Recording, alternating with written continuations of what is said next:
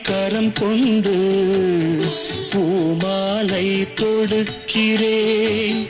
வெறும் காற்றில் ஒளி கொண்டு சிலையொன்றை வடிக்கிறேன்.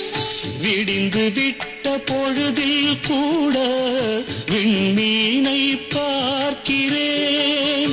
விடிந்து விட்ட பொழுதில் கூட விண்மீனை பார்க்கிறேன்.